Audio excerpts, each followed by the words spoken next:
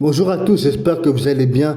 Bienvenue sur ma chaîne Mister Hot. Ici, je parle de l'univers d'ici en comics, en live action et en animé. Cette vidéo est consacrée au cinquième chapitre sur l'historique des films d'ici. Et si vous n'avez toujours pas vu les 4 premières vidéos, je vous invite à le regarder d'abord avant de regarder ce cinquième chapitre. Et bien entendu, n'oubliez pas de vous abonner, de partager, de liker et mettre un commentaire, ça fait toujours plaisir. C'est parti, direction le DCU, générique.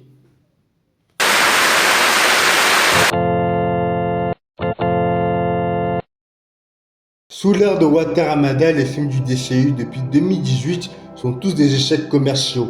Et croyez-moi, dans ce dernier chapitre, ce n'est pas mieux. En plus de perdre le public et diviser la fanbase par une mauvaise communication du studio qui pense mieux savoir que les fans avec une arrogance exagérée.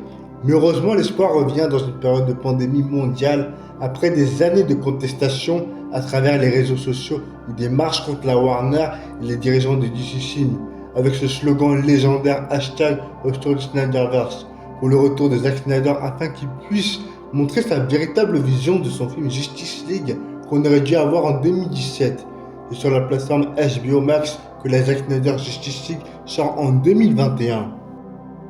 Mon avis sur cette magnifique version longue de 4 heures, si vous ne l'avez toujours pas vu, je vous conseille de le regarder de manière chapitrée ou si vous voulez regarder d'un coup, allez-y, c'est vraiment une masterpiece.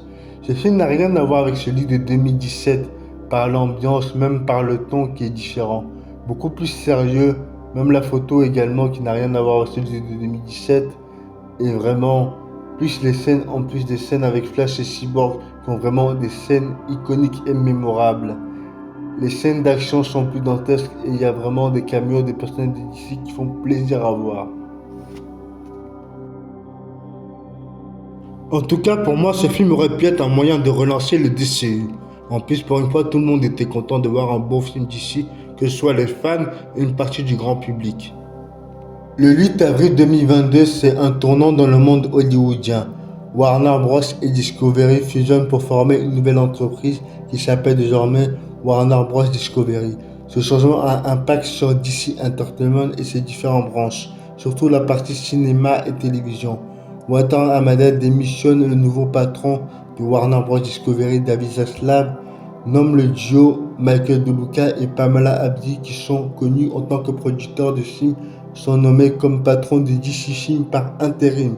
Chose qui est intéressante, c'est que ce duo est proche du réalisateur Zack Snyder et vont essayer de ramener tout le casting du film Justice League afin d'essayer de relancer l'univers du DCU.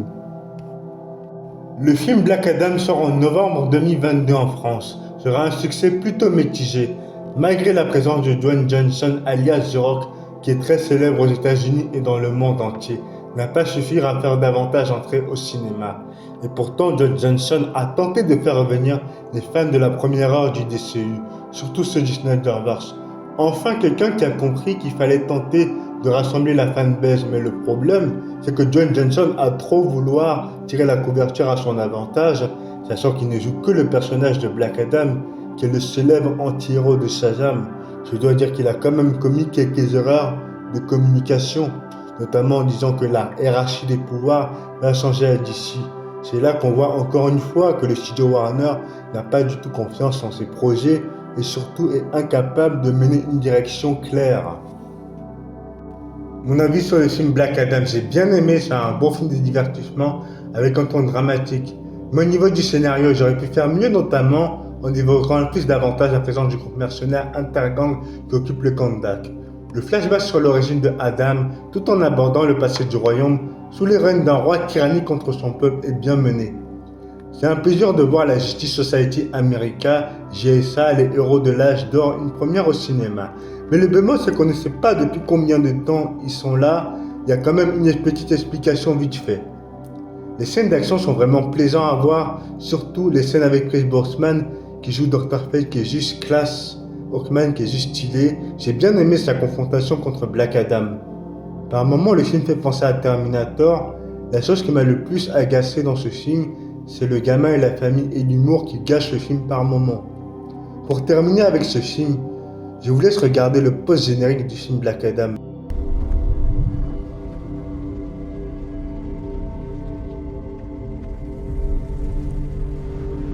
Ça faisait longtemps que personne n'avait mis le monde à ce point sur les nerfs.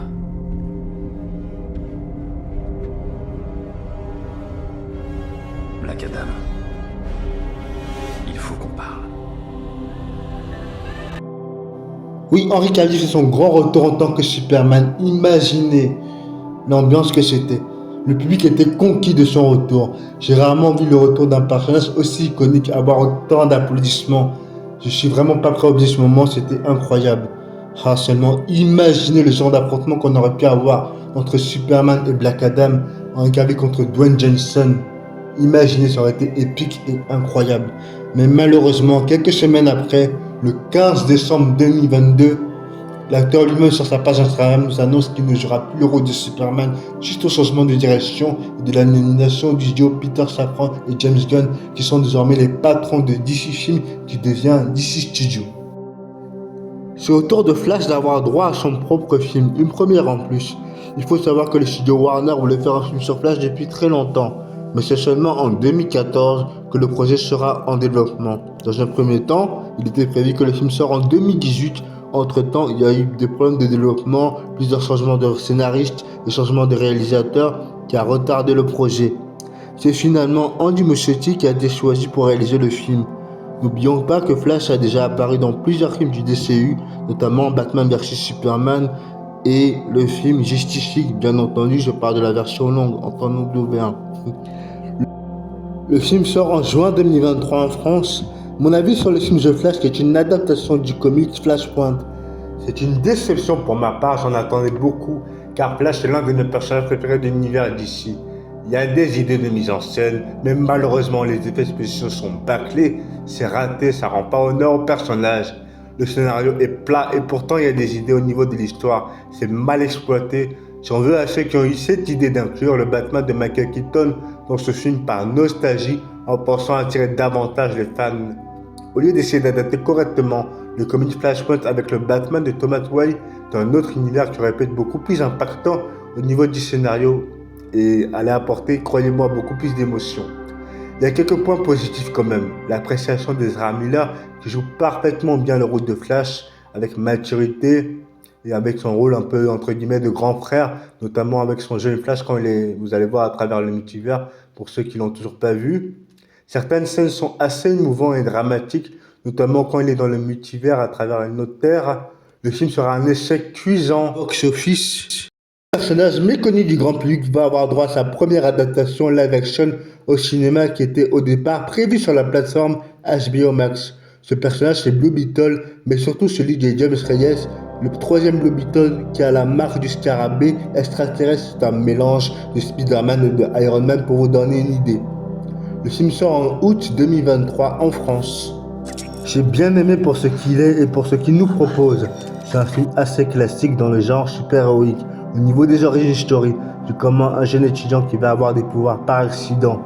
Le scénario est simple et intéressant quand même si les dialogues pêchent par moments, surtout avec la sœur de James Reyes. C'est un film familial avec des scènes d'action assez fun. Les effets spéciaux sont vraiment réussis et simples. Ce film est réalisé en pensant à la communauté latino, plus particulièrement celle des États-Unis. Cependant, ce film n'aura pas le même effet que celui de Black Panther. Le film sera un four au box-office. Je trouve que c'est injuste, mais ce n'est pas étonnant, puisqu'avec l'arrivée du duo Safran Gunn à la tête de DC Studio, ils ont annoncé qu'ils feront un nouvel univers qui s'appelle DCU, Detective Comics Universe, en faisant un soft reboot. C'est le retour du Roi des Mers, le second volet Aquaman et le Royaume perdu sort en décembre 2023 en France. Malheureusement, ce film sera un échec commercial. Le film est vraiment généreux dans la mise en scène, comme dans le premier, par l'ambiance et par les scènes d'action. Les combats sont dynamiques. Le scénario est pas assez développé à mon goût et j'aurais pu prendre plus de risques. Et pourtant, il y a des scènes dramatiques qui sont vite expédiées. Jason Momoa en Aquaman, il m'exaspère, il est complètement en roue libre et prend pas au sérieux son personnage de Arthur Curry, censé être roi de l'Atlante. J'ai préféré voir Black Manta, le méchant du premier et du second volet, et le frère d'Aquaman Horn. Voilà, ce film sera le dernier du DCU dans l'anonymat le plus total. Regardez cette scène. I am Aquaman.